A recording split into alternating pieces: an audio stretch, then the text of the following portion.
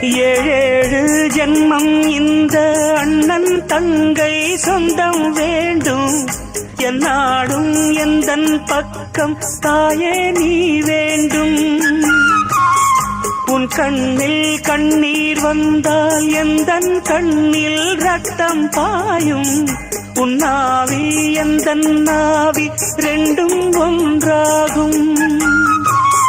உன் கண்கள் இல்லாமல் என் கண்கள் பார்க்குமோ?